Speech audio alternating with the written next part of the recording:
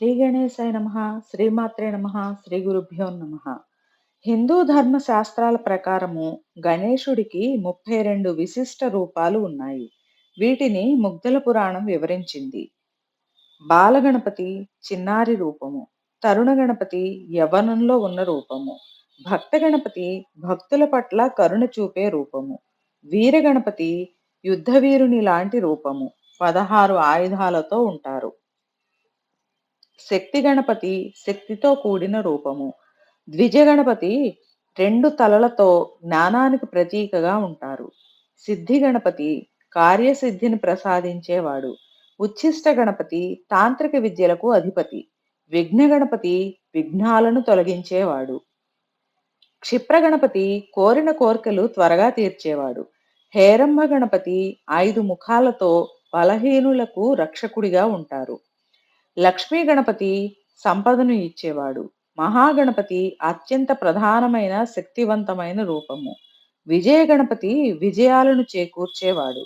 నృత్య గణపతి నాట్యం చేస్తున్న రూపము. ఊర్ధ్వ గణపతి ఉన్నత స్థితిని కలిగించేవాడు. ఏకాక్షర గణపతి ఓంకార స్వరూపుడు. వరద గణపతి వరాలను అనుగ్రహించేవాడు.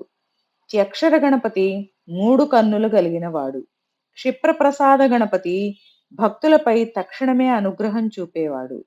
హరిద్ర గణపతి పసుపు రంగులో ఉండి శుభాలను ఇచ్చేవాడు. ఏకదంత గణపతి ఒకే దంతం కలిగిన రూపము. సృష్టి గణపతి సృష్టికి కారకుడైన రూపము. ఉద్దండ గణపతి ధర్మాన్ని రక్షించే ఉగ్ర రూపము. రుణ విమోచన గణపతి అప్పుల నుండి విముక్తి కలిగించేవాడు. రుండి గణపతి కాశీక్షేత్రంలో కొలువై జ్ఞానాన్ని ఇచ్చేవాడు. ద్విముఖ గణపతి 2 ముఖాలను కలిగిన రూపము. త్రిముఖ గణపతి 3 ముఖాలు కలిగిన రూపము. సింహ గణపతి సింహవాహనంపై ఉండే రూపము. యోగ గణపతి ధ్యానముద్రలో ఉండే రూపము. దుర్గా గణపతి దుర్గాదేవి అంశతో కూడిన రక్షణ రూపము. సంకటహర గణపతి కష్టాలను తొలగించేవాడు.